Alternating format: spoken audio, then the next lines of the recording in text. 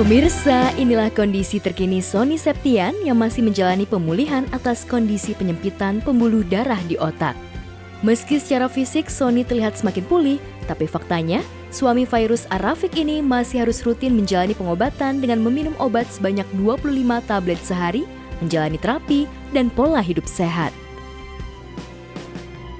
Ini mau nanya lagi nih sama dokter, apa aja yang boleh dilakuin lagi dan apa aja yang nggak harus sudah dilakuin gitu, apa aja yang harus di stop, apakah obat-obatannya bener yang seperti tadi Fairuz bilang udah dikurangin dosisnya apa enggak, karena kan banyak banget, hampir 25 tablet tiap hari gitu. Terus ditambah lagi juga vitamin-vitamin yang diminum Fairuz kasih apa segala macemnya. Jadi makanya penasaran hari ini mau dicek. Ya semoga perkembangannya semakin baik deh. Kalau perlu udah berkurang obatnya atau kalau perlu udah tinggal minum vitamin aja, sama bisa beraktivitas yang lebih banyak lagi gitu. Ini pas banget waktunya check up, dan ini akan nanti menentukan obat-obatannya itu nanti dosisnya turun atau enggak, terus juga terapinya gimana dan yang lain-lainnya nanti akan dikabarinnya kan hari ini karena check upnya hari ini.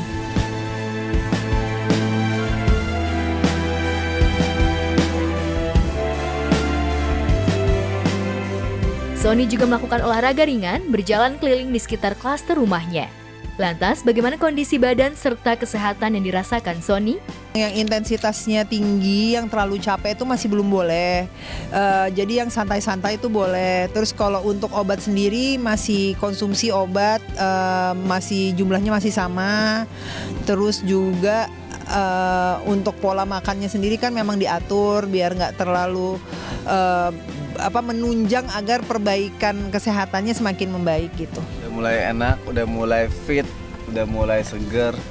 Sebenarnya udah kangen banget pengen berkarya lagi sih, tapi dokter bilang kan boleh Pak, boleh, asal yang penting jangan yang terlalu berlebihan dulu gitu, jangan yang terlalu capek dulu gitu. Kemarin udah coba ya olahraga, kemarin kita bareng ya jalan keliling klaster tuh udah kuat tuh 1 kilo 2 kilo tuh. Alhamdulillah udah kuat 2 kilo. Terus heart rate-nya juga bagus apa segala macam. Nah, kalau untuk yang lainnya sih masih belum pernah nyoba ya gitu. Makanya nanti perdana nih mau fashion show aku mikir dulu kemarin, aduh jalan aku udah bagus nggak ya, jalan aku udah bener nggak ya, karena kan kemarin kan sempat susah jalan gitu kan. Gimana ya? Tapi kata Fairuz udah semangat bisa. Ya udah deh nanti deh insya Allah coba bisa gitu.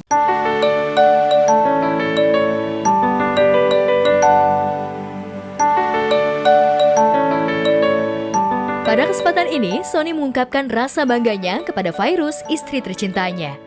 Sebab selama ia menjalani perawatan, posisi kepala rumah tangga diambil alih Fairuz, termasuk mencari nafkah sambil tetap merawat Sony dengan telaten. Ya Allah, Masya Allah banget, walaupun dia lagi pergi kerja, misalnya aku lagi di rumah aja pun, obat-obatan juga udah disiapin sama dia dari pagi sampai malam, vitaminnya juga udah, jusnya juga udah dipantau, jus yang harus diminum apa aja gitu. Terus dia ngerti kondisi aku yang kan emosinya memang nggak stabil ya, sakit aku ini ya. Dia paham gitu dan dia lebih sabar nerimanya gitu. Makanya minta maaf juga kalau misalnya kemarin agak atau sampai saat ini masih ada kata atau misalnya yang nggak berkenan atau emosi aku yang nggak stabil gitu. Minta maaf juga sama istri. Dia sabar banget, terima banget dan ngebantu banget proses penyembuhan aku sampai dia cari tahu nih apalagi yang harus dilakuin selain pengobatan yang dokter gitu loh segala macam. Dicari tahu sampai pengobatan ke luar negeri juga dia cari tahu. Lagi ngegantiin posisi aku sementara saat ini dan dia juga nggak ngeluh, tapi Allah kasih rezeki yang malah banyak banget buat dia, luar biasa. Menjaga bagaimana suami aku bisa lekas sehat, terus kondisinya semakin membaik dan aku mengikuti apa yang dianjurkan dokter gitu.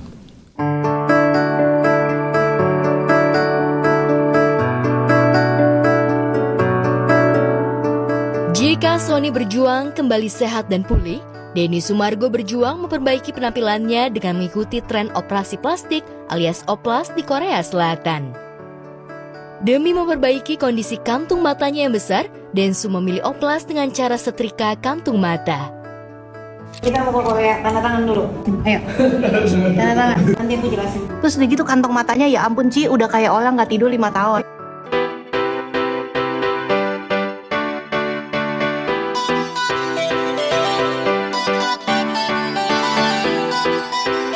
Awalnya, Densu menolak oplas, namun karena desakan Olivia Alan, sang istri yang merasa prihatin melihat kondisi kantung matanya seperti orang tak tidur selama 5 tahun, walhasil Densu luluh dengan bujukan Olive. Terus muka aku mau diapain? Aku nggak mau lah. Makanya kayak berantakan di bawah, kan dirapihin dong, kayak disetrika. Hah? Mukanya sih. Ini bang. Halo bang. Kalau pernikahan yang bahagia itu lo suaminya meninggalkan istri. No denger no bang. Doakan saya pemirsa, saya akan menjalani satu operasi yang memalukan diri saya. Enggak. Enggak lah. Bikin ganteng bang. Iya. Kamu tidak mengubah apapun, kamu Jadi nyinggain lebih segar. kantong mata. Oke lah. Bang, Jadi kantong mata saya akan dibuang dan diganti kantong Doraemon.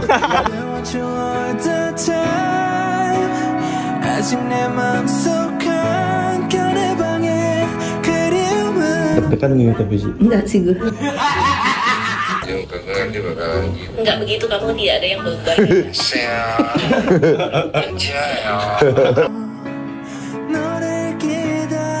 Sekarang mau masuk ke ruang operasi. Doakan saya sampai ketemu setelah operasi. Asik. Bye-bye.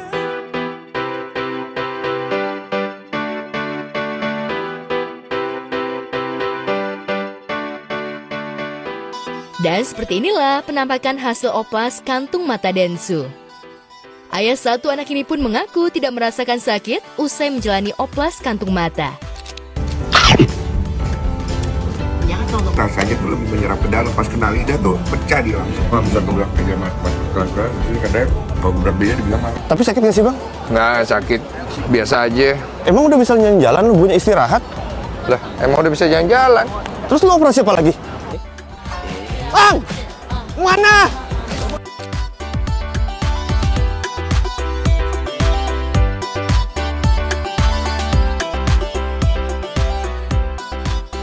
Oplas kantung matanya sukses, Densu pun tak menyia-nyiakan waktunya ketika berada di Korea Selatan. Bersama Olive, Densu lanjut liburan di negeri ginseng tersebut. Annyeonghaseyo aja lu. Inilah roti yang viral itu. Jadi bentuknya kayak gini ya. Wanginya dahsyat. Mari kita coba yuk. Aku mau. Enak gak? Oke, terima kasih yuk. Ini Apgujeong Rodeo, daerah di mana orang-orang ngumpul nongkrong, ada kafenya, ada makannya, ada belanjanya. Capek gue. Oden, makanan tradisional dari Korea.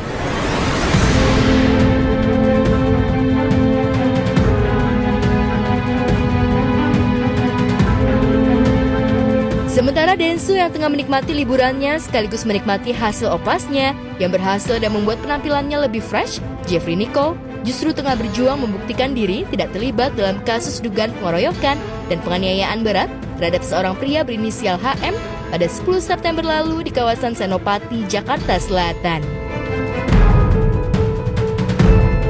Ya betul, hari ini dari penyidik Polres Jakarta Selatan sudah meminta keterangan dari JN, ya JN. Jadi kasus yang dilaporkan adalah 170 atau juga 351, yaitu pengeroyokan dan penganiayaan.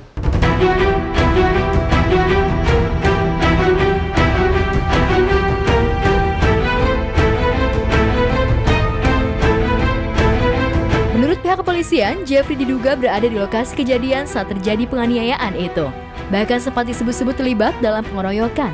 Namun setelah menjalani pemeriksaan, pemain film Dear Nathan itu dimintai keterangan sebagai saksi. Akan tetapi saat ini Polres Jaksel masih mendalami kasus pengeroyokan ini. Nah itu yang masih didalami, ya masih didalami. Tapi untuk JN sebagai saksi tadi diminta keterangan. Jadi kalau itu kejadiannya itu pada malam hari ya jam 2, kemudian di salah satu resto di Senopati, Polres Jakarta Selatan. Ya di wilayah Polres Jakarta Selatan.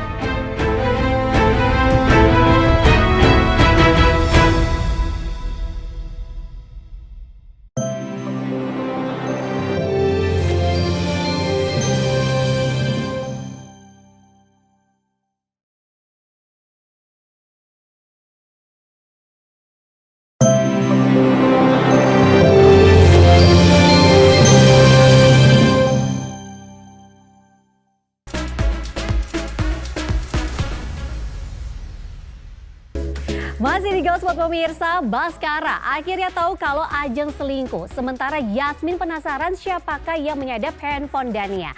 Di tempat lain, Lesti Kejora dan Rizky Bilar serta anak mereka Abang L pergi liburan ke Thailand. Apakah liburan ini bagian dari ngidamnya Lesti? Langsung saja kita simak, ini dia beritanya.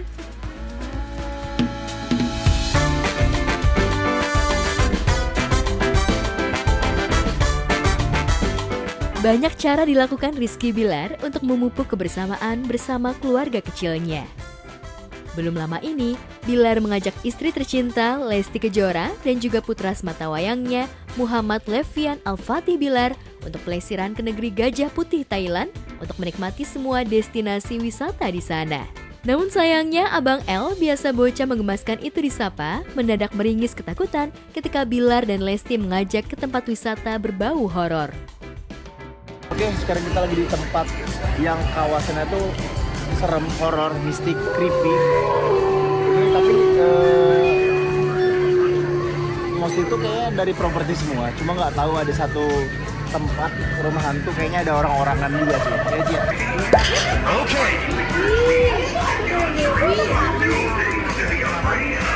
Ayo sama Cici, sama Cici. Ada papa, ada bunda. Dibuka.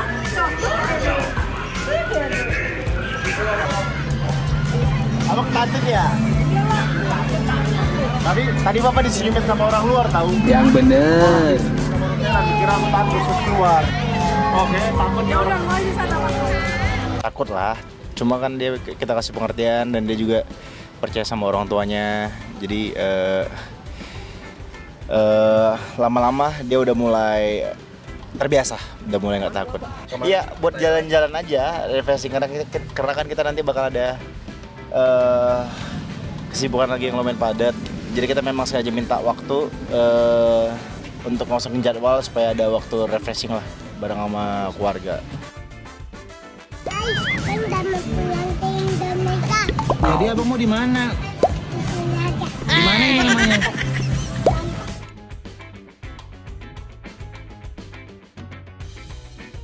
Meski sebelumnya ketakutan, namun anehnya Abang L mendadak tak ingin pulang dan ingin tinggal di Thailand. Sontak saja keinginan L itu membuat Bilar terkejut. Tentu saja hal itu lantaran banyaknya wahana menarik yang membuat Abang L betah. Dan yang tak kalah seru adalah ketika Bilar mengajak Lesti dan tim menuju ke pusat kuliner hewan yang terbilang cukup ekstrim. Setelah diskusi dan tak ada yang berani menyantap makanan ekstrim, Bilar dan Lesti akhirnya memilih memakan udang hidup. Saat hendak dimakan, tiba-tiba sekumpulan udang itu loncat hingga Bilar dengan refleks membuang udang tersebut. Nah, ayo.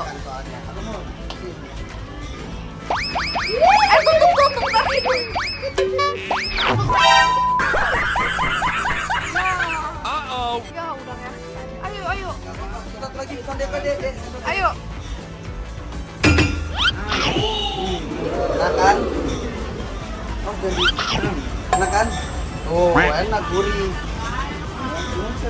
Ketagihan. Jadi nggak boleh mentah. Kamu sudah pindah apa ya? Ayo. Ayo, A. Udah, ayo cepet, A.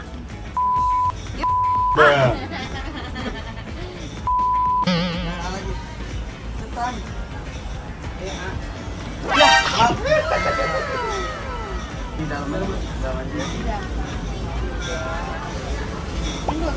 Lagi. Udah gede tuh enak tuh. Apa sih rasanya?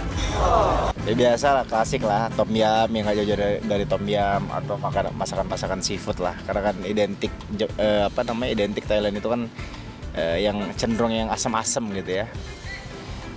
Dan memang termasuk cocok juga untuk lidah orang Indonesia gitu, lidah masyarakat Indonesia. Termasuk kita juga menikmati gitu.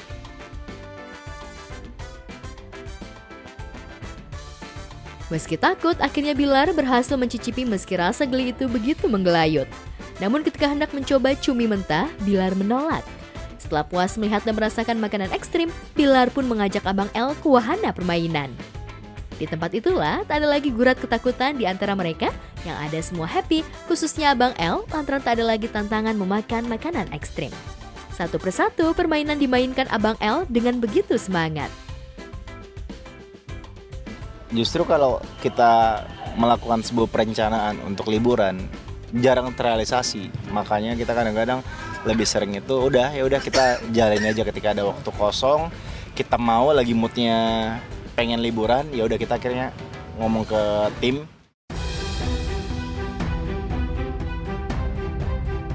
Di tempat terpisah, diam-diam Rangga memiliki rencana jahat untuk mengambil data dari gawai pintar dan juga laptop Dania untuk melihat sejauh mana penyelidikan detektif suruhan ayahnya tersebut. Rangga menyuruh orang untuk menyelakai Dania dan hadir di saat Dania sudah terpojok. Rangga bak pahlawan di hadapan Dania meski orang-orang itu merupakan suruhannya. Tapi sayangnya, meski ponsel dan laptop sudah berhasil diambil, namun ternyata Dania memiliki backup hard disk semua data penyelidikannya. Hal itu membuat Rangga belum puas. Rangga, kenapa kalian nggak ngecek dashboardnya tadi? Maaf Pak, memangnya ada apa lagi di dashboard mobilnya Dania? Gini loh, Dania masih menyimpan backup-annya itu di hard disk, ya. Dan hard disknya itu ada di dalam dashboard. Kalian tahu nggak? Ini artinya rencana kita gagal. Ngerti? Di saat Rangga terus menguntit Dania, Romeo, Yasmin, dan juga Dirga membuat sebuah video AI Heru yang merupakan eksekutor pembunuhan orang tua Yasmin yang nantinya diberikan kepada Baskara dan juga Ajeng. Video itu dikirim ke orang penting Cakra Dinata itu untuk melihat ekspresi keduanya ketika melihat Heru. Siapa yang terkejut, maka orang itulah yang nantinya bakal dicurigai memiliki hubungan erat dengan orang tua Romeo tersebut. Halo Pak Baskara, apa kabar? Bapak masih ingat sama saya kan? Saya sudah menjalankan perintah dari Pak Baskara loh. Apa, Pak? Ada email, isinya video. Video ini isinya ada orang ngomong lah, bikin pernyataan. Aku nggak kenal. Tapi kenapa reaksi Pak Baskara biasa aja ya? Halo Pak Baskara, apa kabar? Bapak masih ingat sama saya kan? Pada lihat kan? Nih, Bu Ajeng kelihatan panik. Dia shock banget nih kelihatannya. Baskara cuman bilang, ini video apa sih, orang iseng paling minta sumbangan atau cari-cari perhatian lah kan, Baskara bilang kayak gitu. Jadi Baskara nggak terlalu ngeh, cuma di sini tuh terlihat perbedaan signifikan ekspresi dari Ajeng ya. Karena Ajeng kenal bener sama si Heru itu. Dan ini video gimana ya? Kok kan orangnya udah meninggal, kok masih bisa bikin video, dan ternyata kan video itu AI ya. Sebenarnya awalnya aku yang punya ide untuk bikin video AI, soalnya itu Pak Heru itu masih hidup gitu. Terus kita memang menaruh sebuah kamera tersembunyi di belakang pot gitulah untuk melihat kedua reaksinya mereka gitu. Karena memang video AI itu kamera yang aku ketaruh itu nggak bisa dengar suara, jadi cuma lihat reaksinya doang. Tentu saja melihat video tersebut, Ajeng begitu panik bukan kepalang. Bahkan kejadian itu ia ceritakan kepada Pras yang saat ini masih berpura-pura amnesia. Sejak video Heru itu muncul, Ajeng seketika dihantui. Ia seperti melihat Heru hadir kembali dalam hidupnya. Sementara itu, melihat kepanikan Ajeng, akhirnya membuat Yasmin dan Romeo mulai mencari dokumen soal siapa sebenarnya sosok Heru, apakah karyawan Baskara atau Ajeng. Heru udah mati kan? Heru? Ya, Heru udah bener-bener udah mati.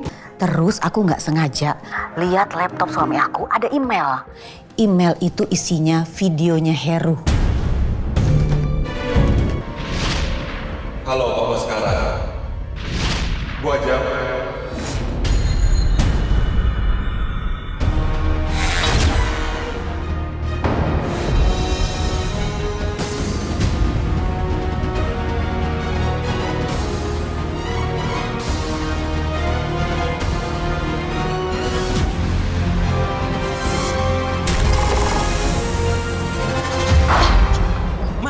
Yang di pikirannya dia itu cuma dia kalut karena, kok ada Heru ya, dan ini bisa menggeret ya. Ya, woi, dia menggeret ke dia ke apa pengungkapan kasusnya Yoga dan Rati gitu, dan juga anaknya.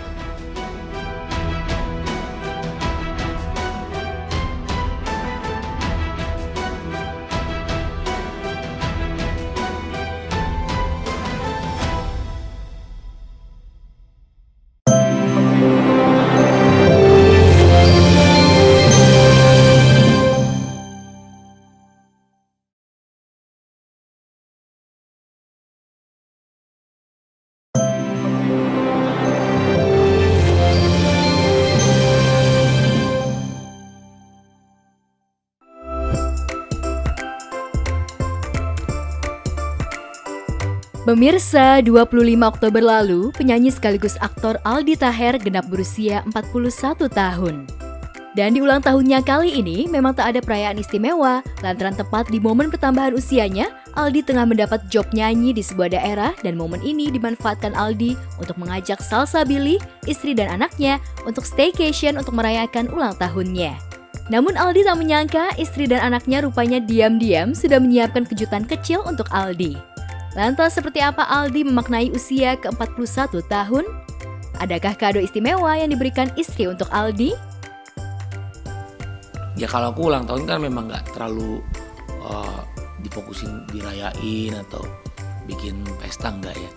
Nah kebetulan pas lagi ada nyanyi udah sekalian banyak anak-anak diajak sama istri.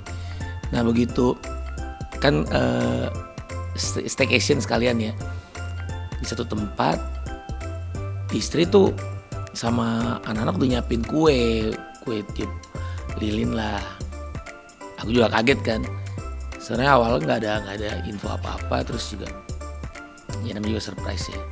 Akhirnya pas aku masuk kamar habis JR mau nyanyi, tuh kayak lu kok nggak ada suara gitu. Pada kemana nih? Kan istri sama anak stay di hotel, aku JR. Tiba-tiba pas buka pintu, surprise seperti happy birthday papa. Terharu sih, Masya Allah ya. Kalau kado sih sebenarnya ya kita nggak terlalu bikin seremonial gimana-gimana. Ya, kebahagiaan Aldi kian bertambah. Pasalnya, sehari sebelumnya, tepatnya tanggal 24 Oktober, Aldi dan Salsabili juga merayakan anniversary pernikahannya keempat. Aldi pun merasa bersyukur lantaran pernikahannya dengan Salsabili makin harmonis, apalagi dirinya juga belum lama dikaruniai anak keempat. Aldi berharap jika pernikahannya dengan Salsabili menjadi pernikahan terakhirnya dan rumah tangganya bisa langgeng hingga akhir hayat. Benarkah Aldi memang selalu merayakan momen-momen penting dalam hidupnya bersama keluarga kecilnya? Jadi anniversary pernikahannya itu sebelumnya itu tanggal 24. Jadi itu pun aku juga pulang acara kan, pulang ada event nyanyi juga, sampai kamar istri langsung melukan, happy anniversary pernikahan ya Pak. Langsung aku pelukan, kaget juga kan, dan alhamdulillah ya insya Allah diberi kesehatan dan ya samawa lah insya Allah. Pokoknya kita terus bismillah berjuang bersama untuk merawat anak, terus juga kita mendidik, dan itu tadi menjadi orang tua insya Allah yang bisa mengajarkan ke anak-anak soal kebaikan. Terus ngumpul, kita selalu ngumpul ya anak istri ya. Kalau pas ada ulang tahun ya palingnya kita makan bareng di luar. Terus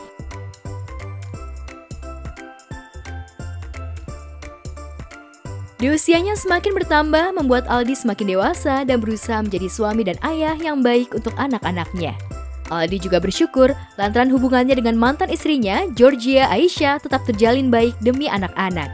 Tak hanya itu, Aldi pun bersyukur lantaran karirnya kini juga semakin sukses, namanya kembali dikenal hingga dirinya banjir job.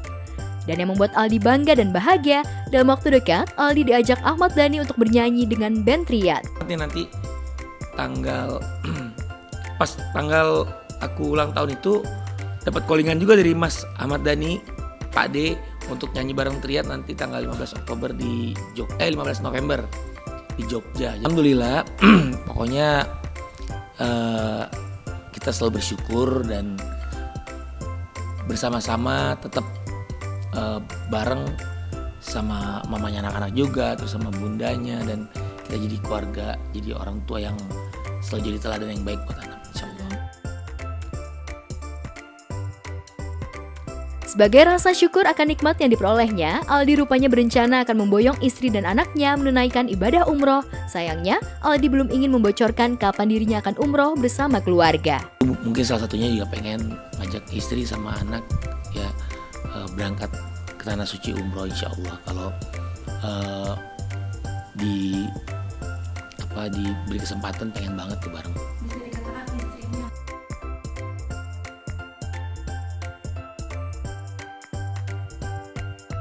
Sementara itu, pasca resmi dinikahi pengusaha Haldi Sabri, rumah tangga Irish Bella terus menuai sorotan. Jika sebelumnya Ibel membagikan momen bulan madu bersama Haldi, baru-baru ini Ibel membagikan momen saat dirinya dan Haldi merayakan ulang tahun Hasya Sabri, anak sambungnya. Ibel dan Haldi serta Akbar dan Amala Putih Sabai Akbar terlihat kompak menggunakan baju berwarna senada dengan kedua anak sambungnya. Meski perayaan Hasya anak sambung Ibel hanya dirayakan secara sederhana, namun Ibel dan anak sambungnya terlihat begitu bahagia. Tak ada rasa canggung di antara Ibel dan anak sambungnya meski keduanya belum lama mengenal. Ya, tak hanya Ibel yang dekat dengan anak-anak dari suaminya, sebaliknya Haldi pun juga begitu dekat dengan kedua anak Ibel. Bahkan Haldi berjanji akan menjaga dan lebih membahagiakan Air dan Amala, anak sambungnya melebihi ayah kandungnya. Doain aja yang terbaik ya, mudah-mudahan Ibel bahagia. Dia udah bahagia banget. Iya, dia udah happy, bahagia.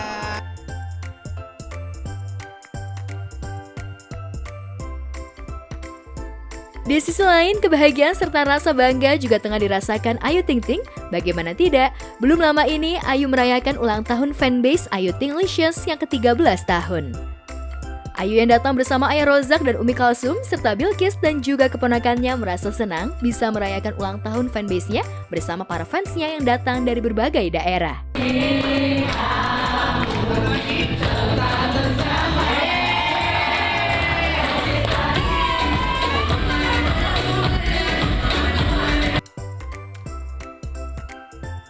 Ayu yang biasanya disibukkan dengan jadwal padat sengaja menyediakan waktu agar bisa merayakan ulang tahun fanbase-nya yang memang rutin diselenggarakan setiap tahun. Acara tersebut semakin meriah dengan berbagai acara, diantaranya Ayu menggelar berbagai lomba serta menyanyikan single terbarunya bersama para fans. Dari mana teh? Sumsel. Aku dari Lampung, sama Palembang. Ya kan jauh-jauh kan, bukan hanya Jakarta, Depok, Tangerang, Bekasi, Jabodetabek udah full pokoknya. Bandung. Ini alhamdulillah anniversary fans aku Ayu Tinglicious yang ke-13. Alhamdulillah. Tanya aku tuh salah satu artis yang beruntung. Aku ngerasa bangga sama fansku karena nggak semuanya bisa sampai sesolid ini sepanjang ini, karena 13 tahun tuh kan bukan hal yang mudah gitu kan untuk mempertahankan. Mereka tuh luar biasa gitu ya. Di balik apapun itu yang udah saya lewatin selama 13 tahun ini, susah, seneng, gosip, apapun itu yang buat karir saya naik turun, tapi mereka tetap selalu setia, selalu sayang, selalu support, selalu kasih energi buat saya, kasih saya semangat setiap harinya sampai saya bisa tetap terus berkarir. Alhamdulillah ya, itu dia tadi balik lagi ya, saya beruntung dan saya bersyukur. Aduh lah, karena kan ini perjalanan Ayu ya, perjalanan Ayu yang panjang. Alhamdulillah mereka tetap mencintai anak ibu. Terharu. Perayaan 13 tahun Ayu Tinglicious juga menjadi momentum perjalanan karir Ayu di industri hiburan. Tak ayal, Ayu sangat berterima kasih kepada para fansnya yang begitu setia untuk mendukungnya sejak awal berkarir hingga bisa sesukses sekarang. Para fans Ayu tak pernah lelah memberi dukungan, bahkan di saat Ayu tengah down lantaran diterpa begitu banyak masalah dalam hidupnya. Ya, maksudnya kalau saya tuh selalu bilang sama anak-anak Ayu Tinglicious, maksudnya kalaupun ada orang komen-komen apapun itu ya diamin aja. Tadi juga mereka capek sendiri. Akhirnya waktunya pada capek sendiri kan, itu aja. Fans-fans saya yang di luar Ayu Tinglicious pun ada gitu ya. Ya namanya manusia, mungkin kadang mereka kalau di luar suka ada rasa emosi ketika artisnya ada yang nyerang atau apapun. Ya itu wajar, cuma maksudnya jangan sampai terlalu yang bagaimana gitu. Maksudnya kita... Alhamdulillah kekeluargaannya benar luar biasa ya. Mereka mungkin Ayu juga belum seperti ini gitu.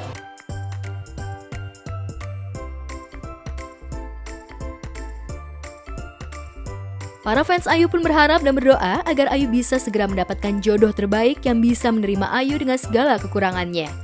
Ya, pasca gagal menikah dengan Letu Muhammad Fardana, Ayu kini kembali mesra dengan Boy William. Keduanya pun kerap membuat konten bareng dan baru-baru ini keromantisan Ayu dan Boy terlihat saat keduanya masak bareng. Ayu seolah ingin menantang apakah Boy benar-benar bisa memasak. Kamu kan tinggal sendiri. Aku pengen tahu, kamu bisa masak gak? Masak? Oke lah, I can. Bisa? Sedikit-sedikit bisa lah, aku bisa masak. Aku bisa masak instant noodle, mie instan. Itu juga bisa. Aku bisa masak telur bisa. Telur ceplok? Telur dadar? Dadar, insya Allah. Aku pengen kamu bikin telur dadar. Ayo. Tapi pakai cabe, pakai bawang. Kamu mau ngetes aku jadi suami? Hah? Enggak jadi suami, enggak. Oke. I try ya, aku bikin ya. Tahu, kamu ini kan udah ada nih, udah diambil ini. Ya. Masih om bawangnya, cabenya. Pengen tahu lah. Sayang, masih ada kulitnya. Belum sayang, ada caranya. Dicuci dulu.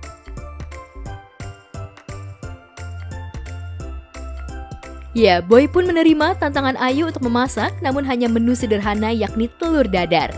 Melihat cara memasak Boy, Ayu justru tertawa, namun di sela canda tawa, Ayu rupanya mencoba merayu Boy dengan kata-kata romantis yang bikin baper. Feeling, Oke, cooking with feeling. Not with talking, okay? Oke, sayang. Oke. Istri, please shut up. Oke, I will shut up. Bawang bikin orang nangis. Karena dia bawang. Kalau kamu bikin orang bahagia.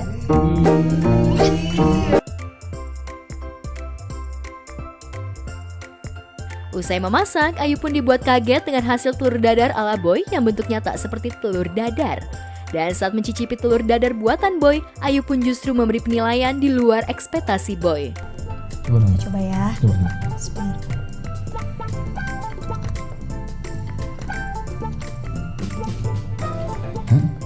Benar, jangan lebay. Pasti ini enak banget. Mau review rasanya? Yes, yo. Gila. Pertama, ini belum terlalu matang. Kedua, ini masih rasa mentega. Sangat rasa mentega. Padahal asinnya udah lumayan. Nih.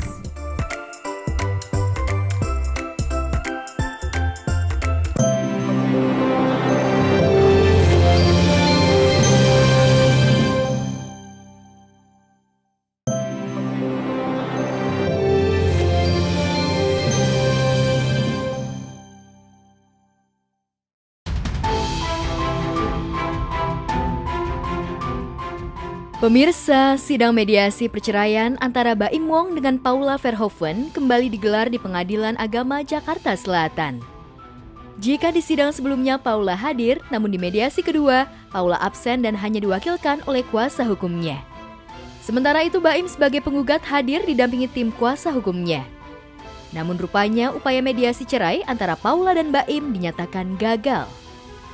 2 kali hadir dalam mediasi, kuasa hukum Baim, Fahmi Bahmid, memastikan bahwa kliennya masih konsisten ingin cerai. Namun benarkah Baim sempat kecewa lantaran Paula absen di sidang mediasi? Tadi mediasi sudah selesai, ya.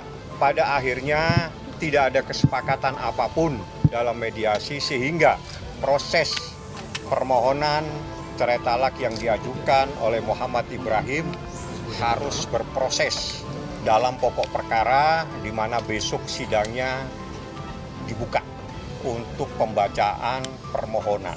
Jadi tidak ada penyelesaian atau akhir dari mediasi atau dalam pemahamannya itu mediasinya itu gagal. Tidak ada relevansinya hadir tidak hadir, karena kemarin sudah dibahas berjam-jam. Keputusannya adalah mengajukan permohonan cerai talak, artinya itu adalah keputusan dari Baim. Baim ada rasa kecewa nggak sih dengan ketidakhadiran Paula hari ini? Enak aja, saya nggak menutup pintu damai.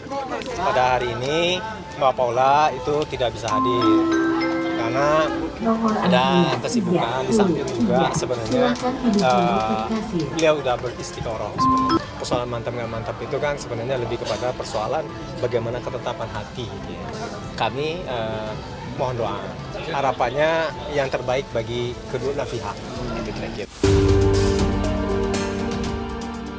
Ya, lantaran mediasi gagal, sidang Baim dan Paula akan berlanjut ke pembacaan permohonan gugatan, di mana ada dua hal yang menjadi permohonan Baim, yakni bercerai dari Paula dan hak asuh anak jatuh ke tangannya. Ini bukan persoalan tujuan, tapi ini adalah ikhtiar terakhir menyelesaikan permasalahan rumah tangganya dengan mengajukan permohonan cerai talak ke pengadilan. Yang jelas besok sidangnya pokok perkara sebagaimana yang akan diajukan terkait dengan gugatan cerai talak dan permohonan hak asuh anak. Jadi dua saja dari intisari permohonan yang diajukan. Yang lain-lain saya tidak mau jawab. Mengajukan permohonan supaya yang terbaik buat anak. Baim sendiri menyatakan kesiapannya melanjutkan perceraiannya dengan Paula usai mediasi tak membuahkan hasil baik. Dengan tegas, Baim menyatakan dirinya siap untuk membuktikan semua gugatannya dalam persidangan, termasuk tudingan perselingkuhan yang sempat dihembuskannya pada Paula. Meski Paula sudah membantah perihal perselingkuhan, namun Baim memastikan bakal membuka bukti orang ketiga tersebut di persidangan. Ya doain aja yang nah, baik itu kan ya. minta didoain. Jadi gini loh, saya berusaha menambahkan diri saya dari kemarin. Kadang-kadang apa yang saya lakuin, ngomong salah, mau diem salah, apapun salah. Jadi di persidangan aja. Nanti kalau memang dari pihak sana butuh bukti, buktinya nanti di persidangan akan keluar semuanya. Jadi saya nggak bisa jawab apa-apa di sini karena ya di persidangan aja, ya. Udah itu aja.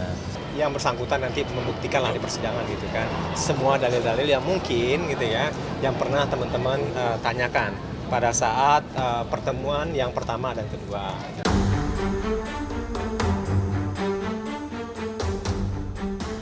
Isu orang ketiga memang mengekori keretakan rumah tangga Baim dan Paula.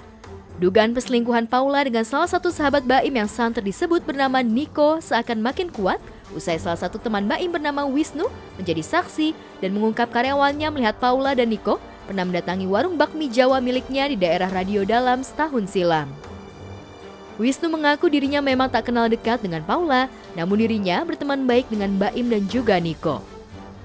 Saat itu Wisnu mengaku tidak menaruh kecurigaan atas kedatangan Paula dan Niko. Tanpa ada maksud lain di waktu bersamaan, Wisnu bahkan mengkonfirmasi kedatangan Paula dan Niko ke warung miliknya. Ini kalau bicara jujur, memang ada beberapa kali Paula sama Niko yang tadi disebutkan ya, itu datang ke sini dan kebenaran ini bangku yang mereka duduki setahun yang lalu. Setahun yang lalu ada beberapa kali memang beliau datang ke sini gitu kan, duduk di tempat yang sama 2 kali masalah. Dan beneran anak-anak pengen minta foto. Lihat, sama siapa sih? Saya tanya begitu kan ke anak-anak. Difotoin. Oh, saya bilang itu Niko. Dan Niko kebenaran memang teman saya juga. Kalau saya sama Paula saya nggak kenal. Kalau sama Baim saya kenal. Karena kita pernah satu circle. Terus saya tarik diri gitu. Itu makanya waktu Mbak Paula sama Niko kesini, saya dapat laporan anak, saya telepon Baim. Lu ke ini ya, ke warung ya, saya bilang begitu. Dia bilang enggak, gue lagi ada di rumah kalau nggak salah, dia bilang gitu. Gue bilang kenapa? Enggak, ini Paula ada di tempat gue lagi makan gitu. Sama siapa? Ya karena saya taunya sama Niko, saya bilang sama Niko. Oh iya bro, makasih bro. Seperti itu aja sih. Kedua juga saya pikir sama dia, ternyata dia ada di Jogja kalau nggak salah waktu itu. Saya telepon ada di Jogja. Ini yang ada di foto ini. Iya mbak, waktu itu pas Mbak Paula malam ke situ sama 2 laki-laki sih. Nah, seingat saya dia agak gemuk, berewokan, terus pakai kacamata dia. Lebih lanjut dari penuturan karyawannya, Paula sempat menangis hingga matanya sembab ketika sedang mengobrol dengan Niko. Hal itu diperkuat dengan bukti foto salah satu karyawan dengan Paula dengan kondisi matanya yang sembab pada tanggal 23 November 2023. Sebagai orang yang sudah lama berteman dengan Baim, Wisnu mengaku kaget dengan perceraian Baim dan Paula, juga dengan isu perselingkuhan antara Paula dan Niko. Wisnu masih berharap isu tersebut tidak benar. Iya, kalau dari anak-anak sih yang ngobrol biasa, cuman ada satu ketika yang pertama atau yang kedua itu Paula agak nangis, agak sembab matanya gitu. Laporan anak-anak seperti itu gitu kan. Juga saya nggak tahu ya, mungkin yang entah apa kan kita nggak tahu ya masalahnya, karena kan kita di luar waktu itu. 2 kali. Ya namanya kita buka usaha, kalau ada yang datang gitu kan kita nggak bisa, oh ini selingkuh, oh ini temenan, oh ini pacaran, enggak kan gitu loh. Jadi kita lempeng-lempeng aja, siapa yang datang atau makan di tempat kita, di bakmi Jawa kita ya welcome kita mah gitu loh. Nggak ada pikiran wah ini pacaran, wah enggak. Gitu. Jujur saya kaget sekali gitu. Cuman saya mendoakan yang terbaik buat mereka, jalan yang terbaik buat mereka ke depannya seperti apa. Ya untuk Baim, untuk Paula, untuk Niko, ya kan, ya semua sama-sama teman, yang terbaik lah buat mereka. Dan saya cuma sangat menyayangkan kalau memang itu benar-benar terjadi perselingkuhan, saya sangat menyayangkan gitu loh. Terutama ke Niko, kalau bisa begitu bro, gitu loh. Ya mungkin juga hilaf kali ya, gitu. Tapi mudah-mudahan semua ini bukan yang ditudingkan lah, ya bro ya. Kalau memang iya ya kita introspeksi diri, kalau memang enggak ya alhamdulillah.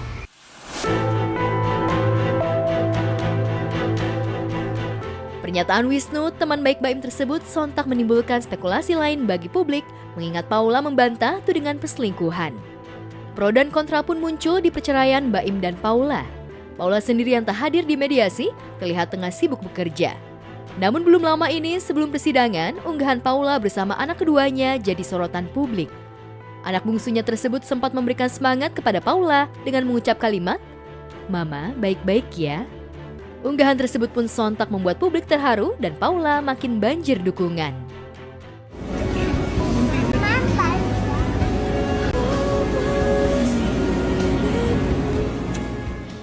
Yang kalian harus tahu juga, hubungan Paula saya dengan anak-anak itu baik-baik aja, nggak ada gimana-gimana kok, benar-benar baik.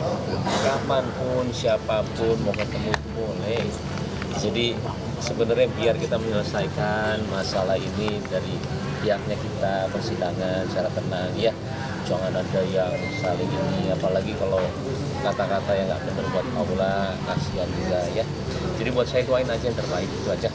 Ada orang ketiga sekarang gini aja, mau bener atau enggak, lihat aja persidangan ya.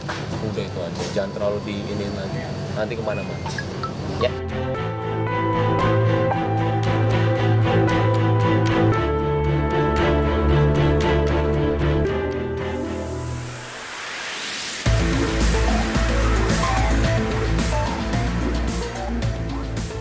Jika mungkin adanya perbedaan pendapat dan jalan perpisahan baru saja dipilih Baim Wong dan Paula, di lain tempat, Giselle Anastasia dan Gading Martin yang sudah lebih dulu berpisah sejak 5 tahun lalu berhasil membuktikan kepada publik keduanya tetap bisa menjalin hubungan baik meski tak lagi menjadi pasangan suami istri. Meski desakan bujuk deras mengalir, Giselle lebih memilih menjadikan Gading sebagai partner dalam membesarkan Gempita Nora Martin, anak semata wayangnya. Hubungannya baik, serasi artinya kembali. Nah, tapi kan sebenarnya kalau sesungguhnya kan banyak faktor di luar daripada itu. Jadi kalau kita posisinya kita sebagai partner aja, keluarga buat Gempi. Di tempat berbeda, Gading sendiri menikmati posisinya sekarang sebagai mantan suami Giselle, tapi tetap bisa terlibat dalam tumbuh kembang Gempi. Gading pun tak menyesali pernah menikah dengan Giselle meski pernikahannya kandas. Gue gak pernah nyesel nikah sama Giselle, karena kalau gak ada Giselle gue gak bakal punya Gempi kan. Karena Gempi buat gue sekarang blessing banget buat orang tuanya juga, buat keluarganya, buat banyak orang juga gitu. Karena banyak yang sayang sama Gempi. Ada yang sayang dengan talentanya dia, kelucuan kegemasannya dia. Jadi memang ini anak emang berkat yang luar biasa. Jadi gue happy banget.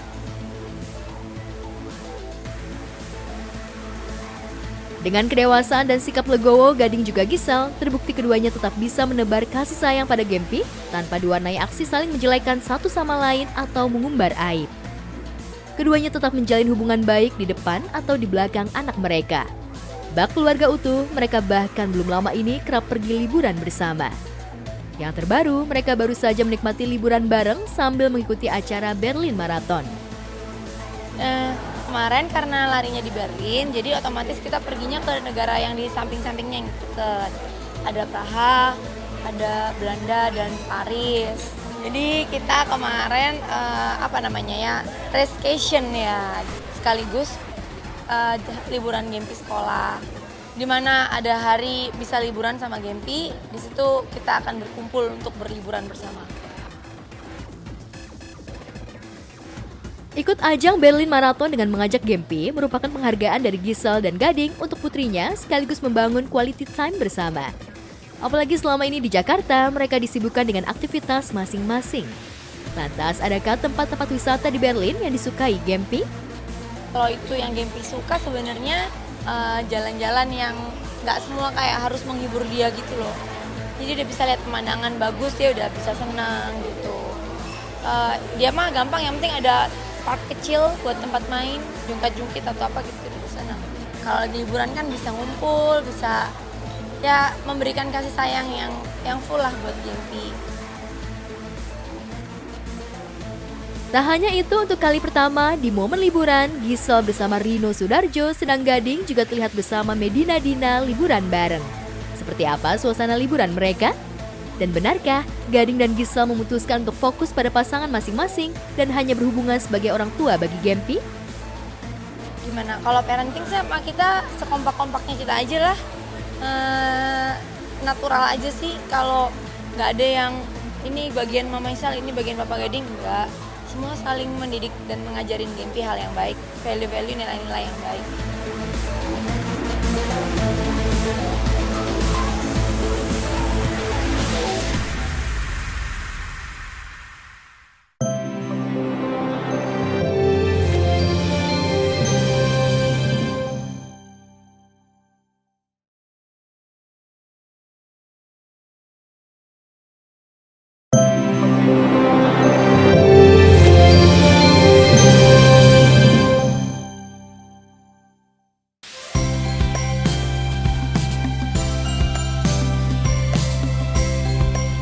Pemirsa, jarang tampil di sinetron televisi, pasangan Teuku Wisnu dan Shireen Sungkar kini fokus menggeluti dunia bisnis.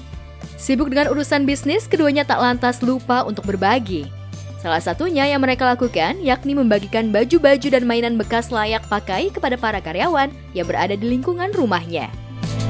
Iya sih, barang-barang ataupun baju-baju, misal saya sama Shireen ya, itu memang yang pertama biasa kita coba tawarkan kepada orang-orang rumah sebenarnya. Ya kan ada mbak-mbak, ada yang laki-lakinya juga kan, security, driver, itu kita tawarkan. Karena memang masih oke gitu. Bukan hanya baju dan bukan hanya pakaian lah ya, tapi juga ada barang-barang kayak misalnya mainan anak-anak gitu kan. Kita tawarkan, mau nggak segala macam. Ya, baginya baju-baju yang terlalu banyak dan juga mainan yang sudah tidak terpakai lagi karena anak-anak sudah bosan dengan mainan yang ada. Selain juga sudah ada sejak Adam, anak pertamanya lahir hingga turun untuk adik-adiknya, dinilai sudah terlalu banyak. Untuk itu, Wisnu dan Shireen memutuskan barang-barang tersebut diberikan kepada karyawannya supaya lebih bermanfaat. Ya itu kan mainan, pakaian Adam, kita turunin. Jadi ke abang, ke adiknya masih bisa ada yang dipakai, ke adiknya lagi ada yang bisa dipakai, ya dipakai. Tapi kalau misalnya nggak ada, ya kita kasih kepada yang masih yang mau ya, itu bisa juga. Masih sangat layak untuk dijual sih sebenarnya. Makanya tapi Shireen lebih suka kasih-kasih biasanya. Aksi yang Teuku Wisnu dan Shireen yang memberikan baju-baju secara cuma-cuma kepada karyawannya itu karena ia sudah janji kepada karyawannya untuk menghibahkan barang-barang tersebut. Jiwa sosial Teuku Wisnu dan Shireen Sungkar terbilang besar. Selain baju dan mainan, keduanya juga menghibahkan koper-koper yang sudah tidak terpakai lagi kepada karyawannya di lingkungan rumah. Kita coba ada barang-barang yang memang menurut kita masih layak, tapi bisa kita bagi Ya kenapa enggak daripada numpuk di rumah kan, maksudnya kayak gitu. Ya mungkin ada beberapa koper juga ada.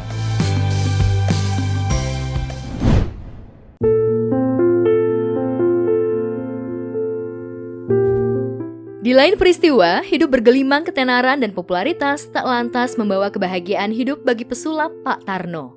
Di usia senja yang seharusnya sudah menikmati hidup, tapi ia masih harus terus berjuang mencari nafkah dengan berjualan mainan di depan Sekolah Dasar Negeri Semper Barat 01, Semper Jakarta Utara demi menyambung hidup. Tak hanya itu, ia juga harus berjuang untuk sembuh dari sakit stroke yang dideritanya saat ini. Pemirsa, hari ini saya lagi nemenin Master Tarno belanja untuk persiapan hari Kamis kita jualan di sekolah.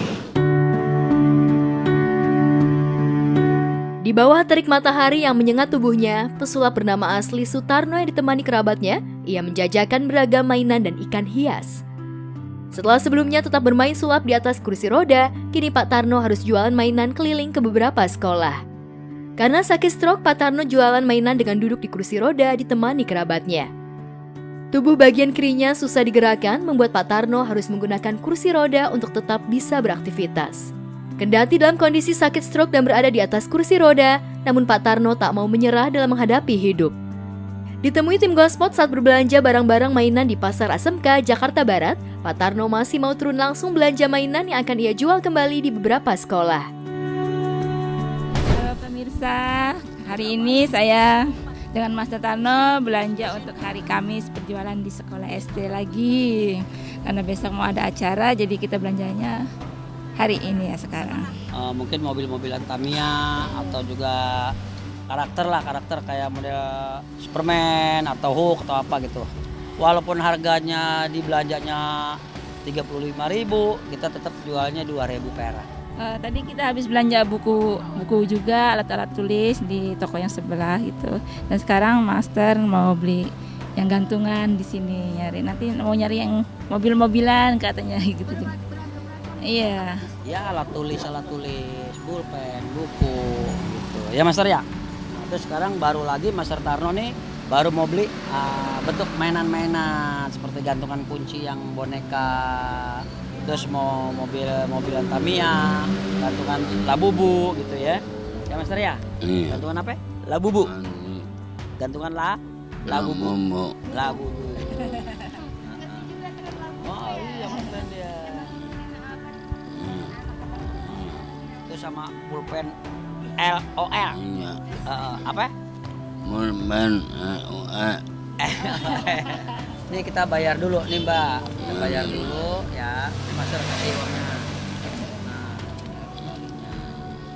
Ring burung yang disebutin. Apa? Ring burung. Oh iya ring burung. Kemarin abis dari saudaranya Master Tarno ya. Saudaranya Master Tarno, siapa namanya? Kang Jono. Kang Jono ini sepupu dari Master Tarno, adanya di Desa Brebes, Bulakamba. Kebetulan dia bikin ring burung dari burung dara, burung kenari, burung perkutut, burung apa sejenis burung macam-macam, dia membuat ringnya. Cincin buat di usaha lagi ya? Iya, cincin ring burung buat di kaki burung dia. Dia produksinya seperti itu. Pas kebetulan Master Tarno kemarin ambil beberapa banyak ring lah, ada ratusan ring mau dijual nanti setiap ada perlombaan event burung mau dijual di situ ya Master ya. Ini mau lanjut dulu ya? Lanjut dulu. Nah, ini kita.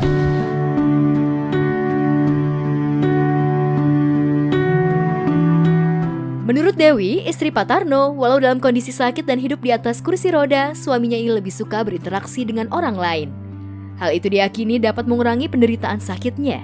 Tak hanya itu, meski dalam kondisi sakit dan aktivitasnya terbatas, ia masih bersemangat mencari nafkah. Apa aja nih Pak tadi? Ini ada gantungan kunci, ada juga mainan-mainan tentara nih. Ada pulpen, pulpen di sono nih. Nah, ada gameboyan gini nih. Oh, ini buat mainan yang pakai Ya, air air tuh yang gini pencet tuh. Yang biasa pencet, Master pencet ini. Ini pencet. Nah, pencet lagi. Pencet. Nah. Pencet. Iya, nggak masuk. Ya. Jadi menunggu hari-hari yang kosong gitu. Selagi belum ada job, ya mencari kesibukan untuk berjualan. Udah sekitar 15 tahunan lah adalah. Dari zaman baru keluar dari The Master, dari nolnya belum punya rumah, belum punya mobil, sampai punya rumah, punya mobil, sampai ditipu sama semua orang. Sampai sekarang ini saya menemani Pak Tarno dari stroke kedua dan ketiga ini.